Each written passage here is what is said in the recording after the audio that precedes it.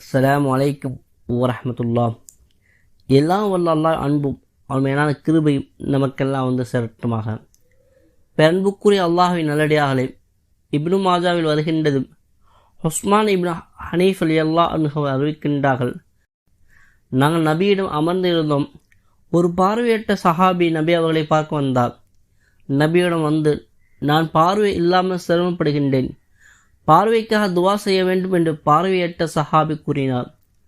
நான் தங்களுக்கு துவா செய்கின்றேன், அல்லது தாங்கள் பொறுமை காத்துக்கொள்ளுங்கள், இது உங்களுக்கு நலமாக இருக்கும் என்று நபிகள் நாயகம் ஸல்லல்லாஹு அலைஹி வஸல்லம் கூறினார்கள். நான் உங்களுக்காக துவா செய்கிறேன் என்றால் என்று சொன்னால் என்ன அர்த்தம்? இன்ஷா அல்லாஹ் பார்வை வந்துவிடும். ஆனால் பொறுமை காத்துக்கொள்ளுங்கள், அதற்காக மறுமை பெரும் வெகுமதி கிடைக்கும். எதை தேர்வு செய்கின்றீர்கள் என்று நபிகள் நாயகம் ஸல்லல்லாஹு அலைஹி வஸல்லம் கேட்கின்றார்கள். வந்த பார்வையற்ற சஹாபி சொல்கின்றார், எனக்காக துவா செய்து விடுங்கள், எனக்கு பார்வைதான் வேண்டும், எனக்கு சிரமமாக இருக்கின்றது, எனக்காக துவா செய்யுங்கள். உடனே நபிகள் நாயகம் ஸல்லல்லாஹு அலைஹி வஸல்லம் இந்த சஹாபிக்கு ஒரு முறை ஒரு துவாவை கற்றுக் கொடுக்கின்றார்கள். தாங்கள் நல்லபடியாக ஒழு செய்து கொள்ளுங்கள், செய்துவிட்டு 2 நஃபிலான தொழுகை தொழுது கொள்ளுங்கள்.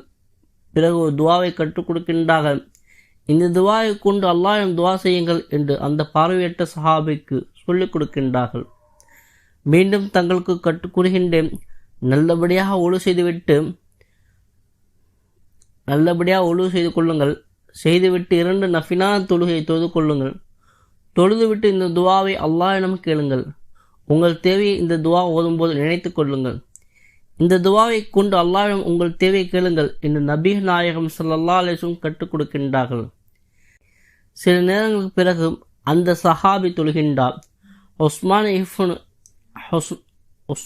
இப்னு ஹனீஃப் ரலியல்லாஹு அன்ஹு அவர் சொல்கின்றார்கள், நாங்கள் அந்த மஸ்ஜிதில் உட்கார்ந்து பேசிக்கொண்டிருந்தோம், அங்கிருந்து எழுந்திருக்க கூட இல்லை. அந்த சஹாபி பார்வையற்ற எந்த ஒரு அடையாளம் இல்லாமல் எங்களிடத்தில் நடந்து வந்தார். அவரை பார்ப்பதற்கு இவர் பார்வை இல்லாததாக இருந்தாரே, அப்படியான எந்த ஒரு அடையாளமும் இல்லை, எங்களிடத்தில் நடந்து வந்தார் என்று உஸ்மான் இப்னு ஹனீஃப் ரலியல்லாஹு அன்ஹு சொல்கின்றார்கள்.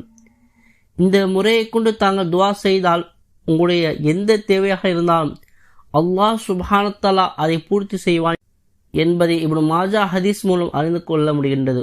வாருங்கள் துவாவை பார்ப்போம்.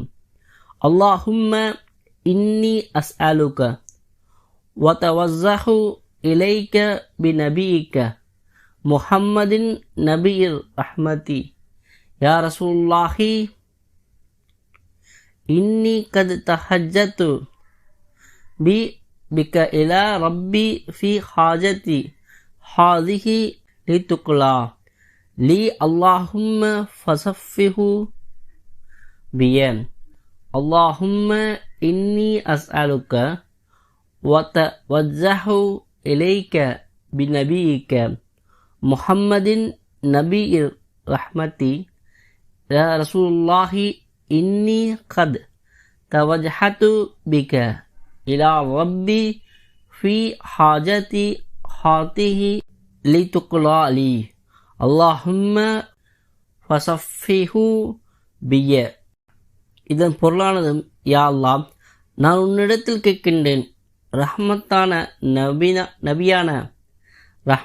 நபியான முஹம்மது ஸல்லல்லாஹு அலைஹி வஸல்லம் அவர்களின் பொருட்டை கொண்டும் நான் உன்னிடத்தில் இந்த துவா கேட்கின்றேன்.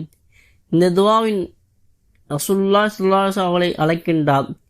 அல்லாஹ்வுடைய ரசூலே, நான் என்னுடைய இரட்சகனிடத்தில் உங்களை பொருட்டை கொண்டு கேட்கின்றேன். நாயகமே, இந்த நோக்கத்தின் அடிப்படையில் நாம் இந்த நோக்கத்துக்காக கேட்கின்றோமோ அதை மனதில் வைத்துக் கொள்ள வேண்டும். அந்த நோக்கம் பூர்த்தியாக வேண்டும். என்னுடைய ஹாஜத் உங்களை பொருட்டு பூர்த்தியாகணும், இதற்காக செய்து கொண்டிருக்கின்றேன் நாயகமே. பிறகு மீண்டும் அல்லாஹ்வை அழைக்கின்றான். யா அல்லாஹ், ரசூலுடைய ஷஃபாத்தை என்னுடைய விஷயத்தில் அங்கீகரித்துக் கொள்வாயாக. யா அல்லாஹ், உன்னிடத்தில் கேட்டு இருக்கின்றேன். யா அல்லாஹ், நபியுடைய பொருட்டை கொண்டு என்னுடைய தேவையை பூர்த்தி செய்வாயாக. யா அல்லாஹ், இதை கற்றுக் கொடுத்தது நபிய நாயகம் ஸல்லல்லாஹு அலைஹி வஸல்லம் அவர்கள்.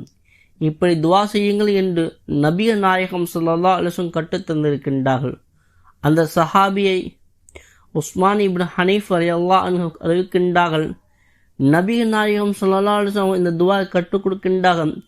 இந்த துவாவை செய்தாலும் அவர் பார்வையற்றதாக எந்த ஒரு அடையாளம் இல்லாமல் நடந்து வந்தார். அற்புதமான அமல் தாங்கள் செய்து வாருங்கள் இன்ஷா அல்லாஹ்.